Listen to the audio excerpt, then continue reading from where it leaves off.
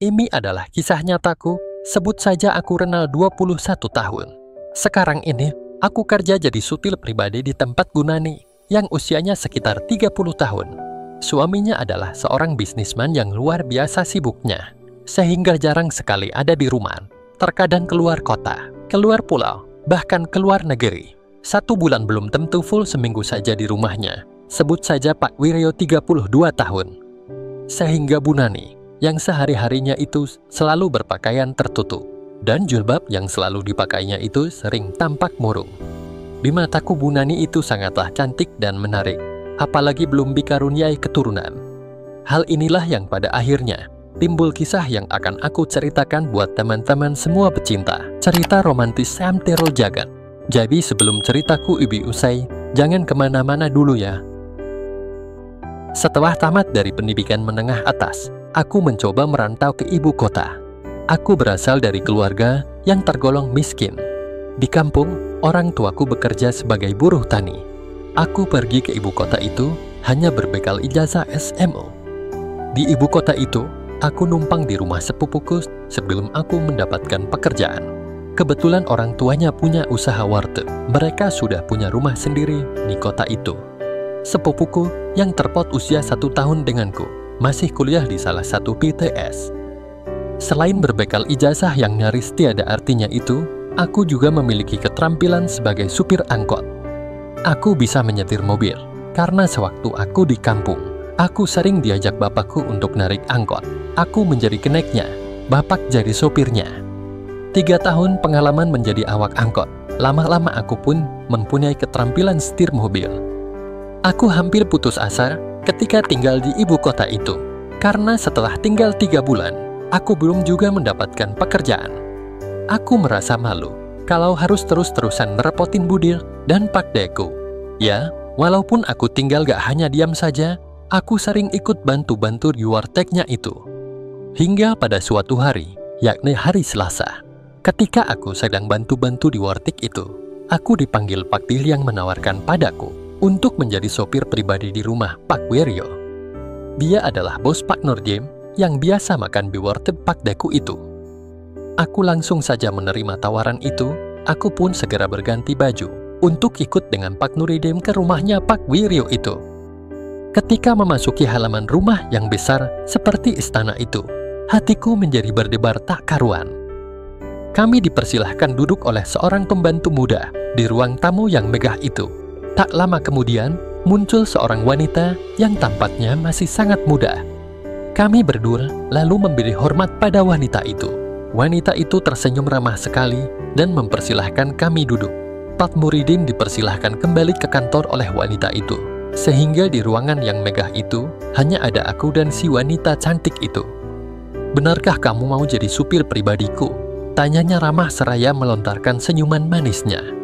"Iya Nyonya, saya siap menjadi supir Nyonya," jawabku. "Jangan panggil Nyonya, panggil saja saya Ibu Nani," perintahnya dengan halus. Aku pun hanya mengangguk setuju dengan perintahnya itu. "Kamu masih kuliah?"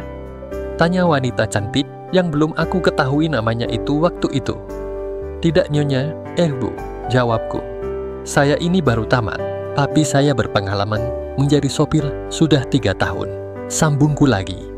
Wanita cantik itu pun menatapku dalam-dalam. Ditatapnya pula mataku, hingga aku menjadi salah tingkah. Diperhatikannya aku dari atas sampai ke bawah. "Kamu masih muda sekali, ganteng, nampaknya sopan. Kenapa kamu mau jadi supir?" tanyanya lagi. "Saya butuh uang untuk kuliah Bu," jawabku dengan jujur. "Baiklah, saya setuju kamu jadi supir saya. Tapi kamu harus ready setiap saat, karena suamiku jarang sekali berada di rumah." "Gimana? Oke, jelasnya."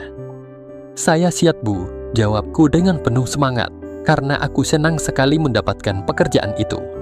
"Kamu setiap pagi harus sudah ready di rumah ini pukul 6 pagi, lalu antar saya ke tempat fitness. Setelah itu antar saya ke salon, belanja, atau kemana saya suka.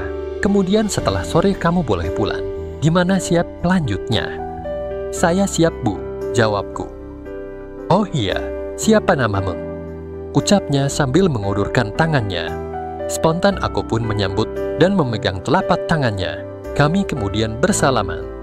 "Saya Renal, Bu," jawabku. Akhirnya aku mengetahui kalau wanita cantik itu bernama Bu Nani, istri dari Pak Wiryo yang saat itu sedang pergi ke luar negeri. Singkat cerita, aku pun mulai bekerja di rumah Pak Wiryo itu. Di rumah yang sebesar itu, hanya tinggal Ibu Nani dan suaminya, serta seorang pembantu yang bernama Lis. Lis sudah tidak punya suami. Suaminya sudah meninggal 4 tahun yang lalu karena sebuah kecelakaan. Setahun berlalu, tak terasa sudah memasuki tahun pertama. Aku bekerja jadi supir Bu Nani. Keakrabanku dengan Bu Nani semakin terasa. Pernah suatu hari, setelah pulang fitness, Bu Nani minta diantarkan jalan-jalan dulu. Yang membuatku merasa aneh adalah ketika beliau akhir-akhir ini selalu duduk di bangku depan, di sebelahku, sehingga terkadang aku jadi sedikit grogi saat menyetir. Tetapi lama-kelamaan, aku jadi terbiasa juga dengan keadaan yang seperti itu. Suatu hari, Bu Nani memintaku mengantarnya ke puncak. Tetapi setelah sampai di sana, Bu Nani sekedar mengajak aku putar-putar saja di kawasan itu, tanpa tujuan yang pasti. Ketika hari sudah mulai gelap, Bu Nani kembali mengajak aku meneruskan pulang ke rumahnya. Akan tetapi di tengah perjalanan, tepatnya di jalan yang gelap gulita, Bu Nani tiba-tiba menyuruhku berbelok ke suatu tempat. Karena aku ini seorang supir, tentu saja hanya menurut saja apa perintahnya itu. Aku tidak tahu nama daerah itu. Yang aku tahu di sekitar jalan yang aku lewati itu hanya berupa perkebunan yang begitu luas, sepi dan juga gelap gulita. Di tengah perkebunan itu, lagi-lagi Bu Nani menyuruhku untuk berhenti dan mematikan mesin mobil. Aku pada saat itu masih belum mengerti akan maksud dan tujuan Bu Nani itu mengajakku berhenti di tempat yang sesunyi itu. Di saat aku masih merasa bingung itu, tiba-tiba saja Bu Nani menarik lenganku. "Coba Renal, rebahkan kepalamu di sini," pintanya seraya tangan kirinya menepuk pangkuannya sebagai kode untukku. Aku yang masih bingung pun hanya menurutinya saja. Astaga, betapa terkejutnya aku setelah aku merebahkan kepalaku itu dengan keadaan kepala menghadap ke atas dan kakiku menjulur keluar pintu mobil. Tiba-tiba saja Bu Nani dengan cepat membuka penutup hidangan yang dibawanya itu untukku. Selanjutnya didekatkannya ke wajahku, seraya berkata, "Silahkan sayang, ini bonus tamu tahun ini," ucapnya. Saat itulah baru aku mengerti kenapa Bu Nani mengajak aku ke tempat ini. Sepertinya Bu Nani ingin agar aku menggantikan tugas suaminya yang terlalu sibuk dengan bisnisnya itu. Sebagai seorang laki-laki normalisasi, karuan saja aku pun bereaksi. Temanku si Imim yang selalu setia bersamaku itu pun langsung unjuk diri ketika mendapatkan kesempatan yang selama ini tidak pernah aku pikirkan dan bayangkan akan terjadi itu. Tanpa banyak tanya lagi, aku pun segera menuruti apa yang menjadi keinginan majikanku yang cantik dan menawan itu yang terlalu sering ditinggal dan dianggurkan saja oleh suaminya. Tampak nafas Bu Nani mulai tak karuan setelah aku melakukan perintahnya itu, sebagai tanda kalau keinginannya sedang naik. Beberapa saat kemudian, Bu Nani meminta agar aku bangun sebentar. Setelah aku bangun dan duduk, Bu Nani ternyata melakukan sebuah tindakan yang semakin jauh lagi. Spontan aku terpana menyaksikan apa yang saat itu oleh ibu majikanku sengaja disuguhkan khusus untukku di tempat yang gelap dan sunyi itu. "Renal, semua ini bonus untuk kamu sayang. Sekalian bantu ibu untuk mengobati kerinduan ibu ini yang sudah sangat jarang diberi jitih batin oleh Pak Wiryo suamiku yang super sibuk itu," ucapnya dengan suara yang terasa berat. "Serius Bu, ini untuk saya?" tanyaku memastikannya. "Iya sayang, tapi kalau sampai bapak tahu kamu akan dipecat," ucapnya memperingatiku. "Tidak mungkin saya menceritakan yang enak seperti ini kepada orang lain Bu, saya janji Bu. Percayalah," jawabku memastikan kalau aku akan menjaga rahasia itu. Tampaknya malam itu, Bu Nani sedang ingin sekali. Aku seperti sudah terhipnotis dengan apa yang ada di depan mataku itu.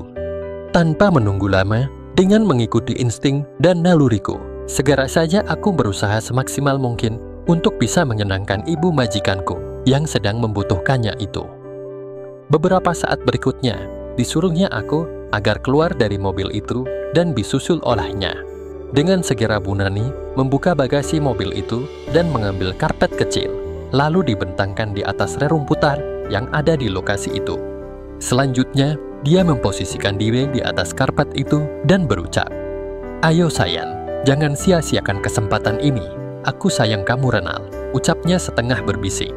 Aku tak menjawabnya, tetapi aku memilih untuk langsung melakukan perintahnya itu. Sedikit berkata, banyak bekerja. Setelah aku mempersiapkan diri, segera aku bergerak cepat untuk mengantarkan ibu majikanku itu ke puncak yang lebih tinggi di malam yang indah itu. Dengan telaten sekali, Bu Nani meraihnya dan mengarahkannya pada tempat yang semestinya. Maklum, itu adalah pengalaman pertamaku, sehingga aku perlu sedikit bimbingan dan pengarahan. Malam itu dengan sukacita, aku memberikan keaslianku itu untuk Ibu Nani yang sangat memerlukannya. Di tengah kebun yang gelap dalam suasana malam yang remang-remang oleh sinar bintang-bintang di langit. Sungguh sebuah pengalaman yang tidak akan pernah bisa aku lupakan seumur hidupku. Malam itu aku bertekad harus bisa membuat ibu majikanku itu mendapatkannya berulang kali supaya dia tidak kecewa denganku. Dengan segenap daya dan upayaku, aku berusaha untuk terus menahan. Jangan sampai aku kebobolan sebelum Bu Nani benar-benar bahagia di malam itu. Dan untunglah usahaku itu berhasil, sehingga di malam yang romantis itu, Bu Nani mendapatkannya sebanyak 2 kali, dan pada yang ketiga kalinya itu, berbarengan denganku. "Sayang, kuat amat kamu," ucap Bu Nani sambil mencubit pipiku. "Saya hanya berusaha untuk membuat ibu benar-benar merasakan kebahagiaan malam ini," sahutku. "Terima kasih sayang," sahutnya tersipu.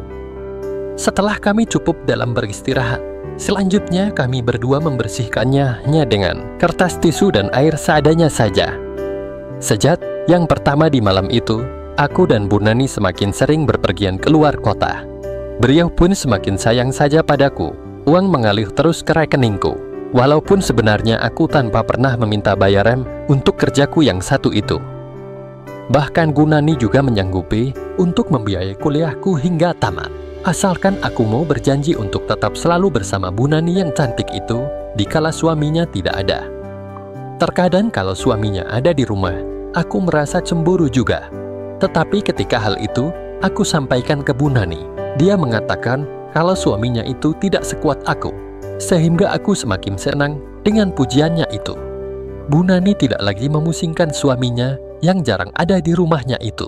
Bahkan Bu Nani juga meminta izin pada Pak Wiryo agar aku tinggal di rumahnya itu, sehingga semakin leluasalah kegiatan kami berdua itu. Seiring berjalannya waktu, Bu Nani pun kebobolan.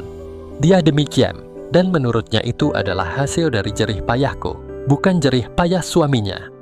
Untunglah suaminya menyambut dengan sukacita hadiah istimewa itu. Singkat cerita, terhadirlah seorang putri yang cantik dan lucu, yang sangat mirip dengan Bu Nani, sehingga suaminya tidak ada curiga sedikit pun kalau itu bukan hasilnya. Bu Nani menepati janjinya untuk membiayai kuliahku, hingga akhirnya aku menjadi seorang sarjana. Selanjutnya Bu Nani meminta pada suaminya agar aku bisa bantu-bantu kerja di kantornya, tetapi dengan syarat aku tidak boleh disuruh bekerja seperti dirinya yang jarang pulang. Dengan alasan Bu Nani merasa takut kalau di rumah sendiri, padahal sebenarnya dia tidak mau kalau sampai tidak dapat JTH dariku. Karena aku sudah lebih mapan, aku pun tidak melupakan jasa sepupuku, Pak Deko dan Bu Deko. Aku secara rutin datang dan memberikan bantuan kepada mereka. Demikianlah kisahku dengan ibu majikanku yang bernama Bu Nani. Sampai cerita ini aku tulis, hubungan itu masih berlangsung dan entah sampai kapan. Tamat. Terima kasih telah membaca dan mendengarkan. Jangan lupa subscribe ya.